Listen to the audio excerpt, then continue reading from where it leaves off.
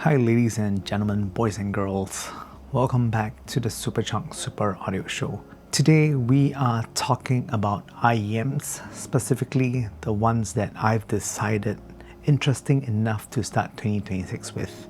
And when I say interesting, I mean these are the products that justified me staring at a tracking number for 3 days straight instead of doing my actual job.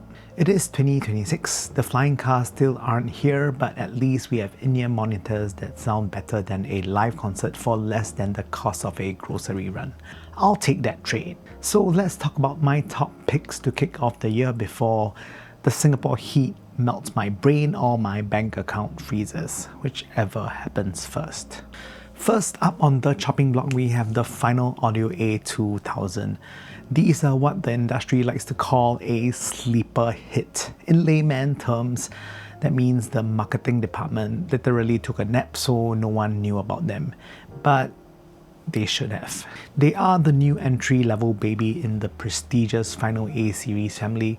You know the lineage. They have the A3000, A4000, A5000 and the A10000 flagship, which costs roughly about the down payment of a small car.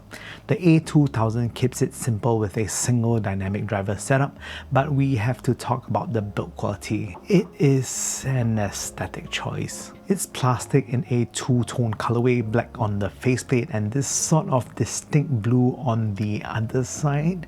When I first saw the press photos, I thought, wow, it looks like a toy I get in a Happy Meal circa 2004. I was ready to hate it. It looks better in hand than it has any right to. It feels like a proper Japanese product, light, purposeful and comfortable. The best thing about the A2000 though is the accessories. Usually when you buy the cheapest out there from a high-end brand, you get scraps. Not here. Final Audio actually loves you. They included the legendary Final Type E ear tips. If you know, you know.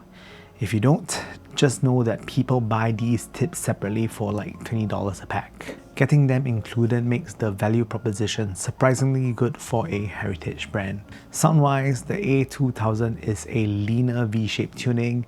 It's not trying to blow your eardrums out with bass quantity. It is coherent, and that's the beauty of a single dynamic driver. Everything just sounds together.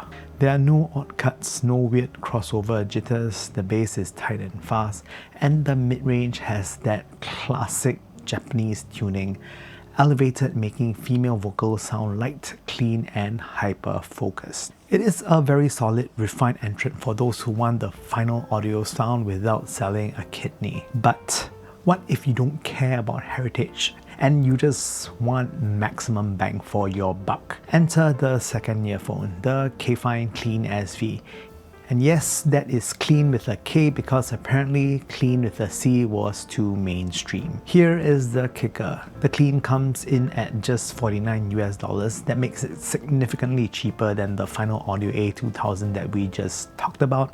And frankly, at $49, the value here is getting kind of ridiculous. That's like 2 salads in town these days. While the Final A2000 uses a lightweight plastic built for comfort, Kefine went the other direction. The Klean features a silver-colored chassis that is metal injection molded. It feels dense, heavy, reliable. If you throw this at someone, it would probably hurt quite a bit. Please don't do that. Inside, they shoved a 10mm dynamic driver with a diamond-like coating, DLC for nerds in the audience. So how do they compete? If the A2000 is like a Japanese sedan, the Klean SV is a muscle car. It sounds thicker, there is significantly more mid-bass presence and overall bass quantity. It is a very dynamic listen. When the bass drops or when the track shifts gears, you will feel it. It is exciting, it is engaging. Despite the lower price tag, it doesn't fall apart technically.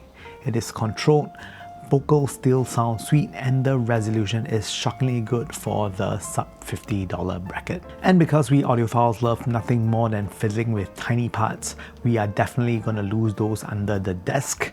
The Kefine Klean, of course, will come with 3 different tuning nozzles. that you can lose. You have the stock silver nozzle, which gives you a more balanced sound. The gold nozzle actually provides more upper mids for vocals, and lastly the black nozzle for a more relaxed listen. It's basically the jackknife of IEMs. You get a bit of everything, 3 distinct flavors, all for $49. So you have 2 great options here. The A2000 if you want that refined, airy, vocal-centric Japanese sound, or the Klean if you want a metal tank with big bass and customization, all for the price of a nice dinner. And finally, we have the Dunu DN242. This one is inspired by the mythical figure Nezha. Visually, it's stunning. The faceplate is red, layered with gold and white accents. Usually when hi-fi brands try to do mythical designs, it ends up looking like a bad gaming PC case. But this is tasteful. It is refined. It looks like something you'd find in an art gallery or at least a very high-end duty-free shop. The rest of the chassis is manufactured by Hayes, the 3D printing wizard, so the finish is top tier, but it's what's inside that counts, right? The DN242 is housing a driver configuration that sounds like a math problem. Total of 8 drivers, 2 dynamic drivers, 4 balanced armatures, and 2 microplanar drivers. It's quite crowded in there. It's like the train subway at 6 PM on a Friday. It uses a standard 2-pin configuration, and the included cable is actually quite fantastic. It features Dunu's Q-lock system, which lets you swap between 3.5mm and 4.4mm terminations quite instantaneously. I love this. It saves me from carrying those awkward adapter dongles that stick out like a broken wiener. Dunu also provides a strong accessory package. They are giving you the SNS ear tips, the Candy ear tips, as well as their reference ear tips. They just literally dump the whole drawer on you. Sonically, the DN242 follows a V-shaped tuning, but this time around the vocals are the absolute star of the show. It sounds lifelike, realistic. The transients, the speed at which the sound starts and stops are excellent.